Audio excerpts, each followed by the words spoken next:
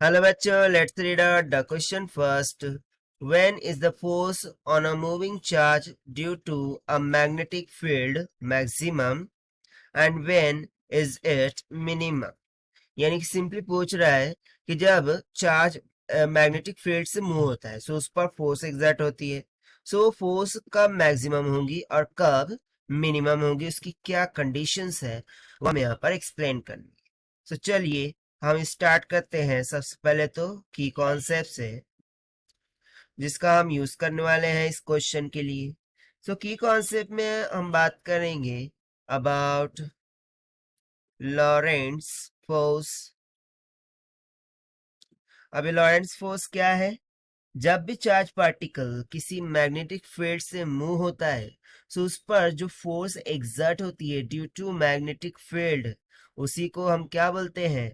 Lorentz force. सो चलिए इस concept को हम समझ लेते हैं सबसे पहले। सो लेट्स सपोज कि ये पैरेलल यूनिफॉर्म मैग्नेटिक फील्ड है इस डायरेक्शन में, ठीक है। लेट्स से बी बार, और वो राइटवर्ड डायरेक्शन में मैंने यहाँ पर कंसिडर किया है, राइट। नाउ लेट्स सपोज कि एक पार्टिकल है जिसका चार्ज है क्यू, वो इस मैग्नेटिक फील्ड में इंटर करता है at some angle with respect to magnetic field, ठीक है। सो उस एंगल को मैंने मान लिया थीटा और उसका वेलोसिटी वेक्टर को मैं मान लिया वी बार, ठीक है।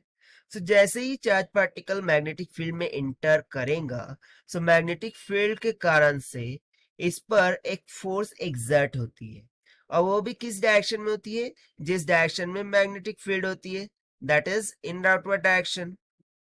क्योंकि यहाँ पर मैग्नेटिक फील्ड कहाँ पर? राइटवर्ड डायरेक्शन में, सो ये भी राइटवर्ड डायरेक्शन में हो जाती है। और इस फोर्स को बेसिकली हम क्या बोल देते हैं? Lorentz force. लॉरेंट्स फोर्स बोल देते हैं।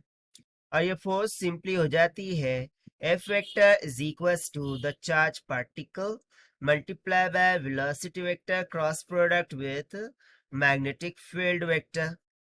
सो इसको हम कैसे लिख सकते हैं? Q v B sine of theta.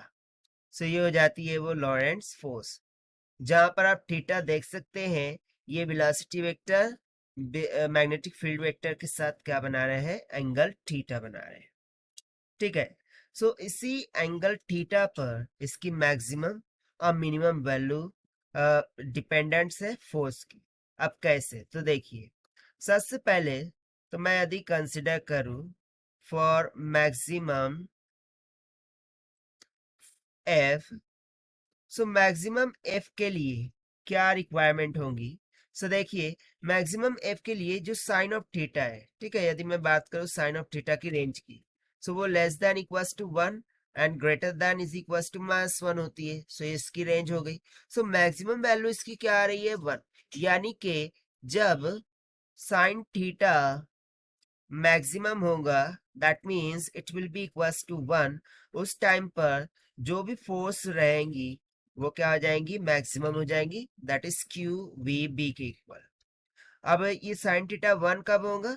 जब थीटा इज इक्वल्स टू 90 डिग्री, और रादर हम इसको पाई बाय में लिख सकते हैं लाइक दिस, कि जब थीटा पाई बाय 2 होगा या फिर 3 पाई बाय 2 होगा एंड सो ऑन, ठीक है। सो इस कंडीशन पर फोर्स क्या हो जाएंगी? मैक्सिमम हो जाएंगी, जब साइन थीटा क्या होगा? मैक्सिमम होगा। सो बेसिकली यदि हम देखें, सो थीटा की वैल्यूज क्या आ रही है? Pi by 2, 3 pi by 2।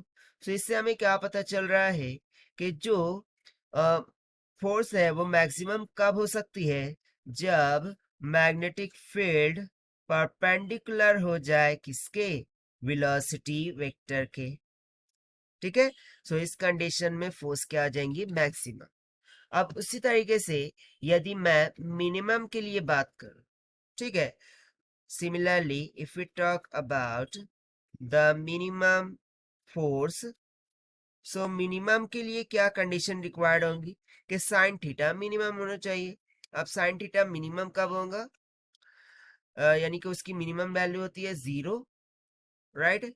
Sign theta की मिनिमम वैल्यू हो जाती है 0, और ये कब होगा? जब थीटा विल बी इक्वल्स टू 0।